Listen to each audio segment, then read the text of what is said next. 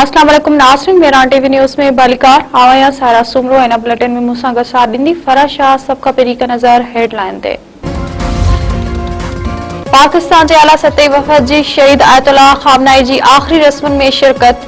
वज़ीर आज़म शहबाज शरीफ की सरबराही में आला सतह वफद बेटा वारी तकरीब में शरीक। नायब वज़ीर आज़म Ishaq Dar, PP chairman Bilawal Bhutto Zardari, field marshal Syed Asim Munir ji भी शिरकत। वज़ीर आज़म एमएन जे ईरानी सदर Masoud Pezeshkian, speaker Mohammad Baqer Qalibaf एमएन से मुलाकात। पाकिस्तानी वफद में speaker Ayaz Sadiq, senate chairman Yousuf Raza Gilani और वडो वज़ीर मुराद अली शाह भी शामिल।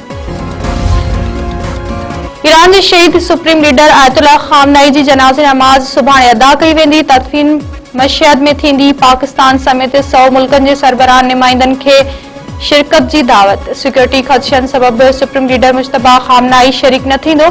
ईरानी फौज चयो आहे त आयतुल्लाह खामनाई जी जनाज़े नमाज दौरान हमलो थियो त जवाब तमाम सख्त हूंदो। क्वालिटिया खां पिशावर वेंदड़ कोच खाई में किरी पई, 40 मुसाफ़िर फौत, 8 खां वधीक ज़ख्मी। केपीके ऐं बलूचिस्तान सरहद वेझो खौफ़नाक हादसो पेश आयो। फौतन में औरतूं ऐं मासूम ॿार भी शामिल।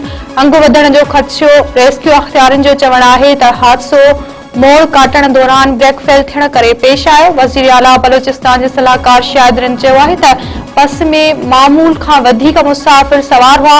फौतन की सुञाणप ऐं ज़ख्मियुनि जे इलाज लाइ कदम खयां पिया वञनि। सदर आसिफ अली ज़रदारी वज़ीर आज़म शहबाज शरीफ पारां हादसे में फौतकिन ते अफ़सोस जो इज़हार। मुतासिरन खे हर मुमकिन सहूलियत फराहम करण की हिदायत। दादू वेझो चांडिया बिरादरी के बिंदुरन में पुराने तकरार तां नौजवान कतल। प्यारे स्टेशन भरसा गोठ जिबेरजी के दुरन में जहिड़ो फायरिंग में याकूब उर्फ सूफी चांडियो मारिजी वियो। वाक़े बैद दुरियूं मोर्चा बंद। लेडी हेल्थ वर्कर्स प्रोग्राम के पीपीएच हवाले करण खिलाफ हैदराबाद में एहतजाजी रैली ऐं धरणो। All Sindh lady health workers and employers union के सटे लेडी हेल्थ वर्कर्स सरापा एहतजाज। मरकजी सदर हलीमा लगारी की अगवानी में एहतजाजी रैली कढी। प्रेस क्लब अॻियां धरणो।